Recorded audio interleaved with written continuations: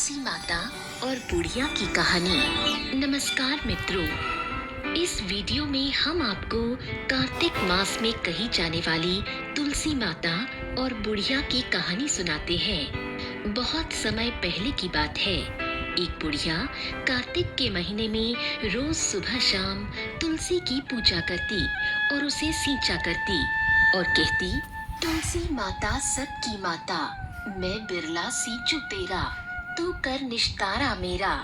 तुलसी माता अड़वा दीजिए, गड़वा दीजिए, पीतांबर का पैरन दीजिए, चटके की चाल दीजिए, पटके की मौत दीजिए, चंदन की लकड़ी दीजिए, झालर की झनकार दीजिए, ग्यारस की मौत दीजिए और श्री कृष्णा का कांधा दीजिए, बैकुंठ में वास दीजिए।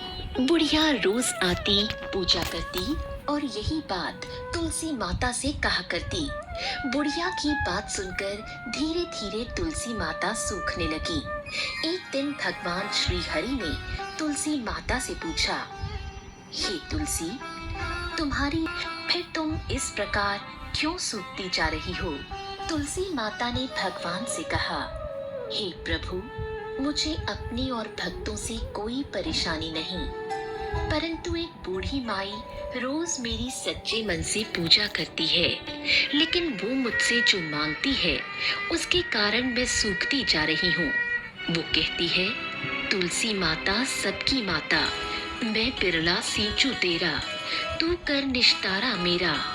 तुलसी माता अड़वा दीजिए, गड़वा दीजिए, पीतांबर का पैरन दीजिए, चटके की चाल दीजिए, पटके की मौत दीजिए, चंदन की लकड़ी दीजिए, झालर की झनकार दीजिए, ग्यारस की मौत दीजिए और श्री कृष्णा का कांधा दीजिए, बैकुंठ में वास दीजिए। मैं उसकी हर बात तो पूरी कर सकती हूँ, लेकिन श्री कृष्ण का कांधा कहाँ से लेकर दूँ?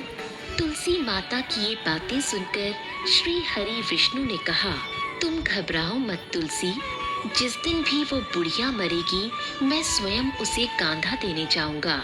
एकादशी के दिन शाम के समय जब बुढ़िया माई मंदिर जा रही थी और वहाँ मंदिर में घंटियां और झालर बज रहे थे, तब वो अचानक गिर गई और तुरंत उनका देहांत हो गया। धीरे धीरे सारे गांव वाले एकत्र हुए और उन्हें शमशान ले जाने की तैयारी करने लगे। जब लोग उन्हें उठाने लगे तब वह इतनी भारी हो गई कि किसी से भी नहीं उठी। तभी किसी ने कहा, ये बुढ़िया तो इतना पूजा पाठ करती थी, फिर भी इतनी भारी कैसे हो गई? लोगों ने बहुत प्रयास किया पर उसे उठा न सके। तब सबने उसे पापी कहना शुरू कर दिया। तभी श्री हरि ने एक बूढ़े ब्राह्मण का रूप धारण किया और वहां पहुंच गए और लोगों से पूछने लगे, क्या हुआ भाई? लोगों ने कहा, पापिन थी इसलिए भारी हो गई है।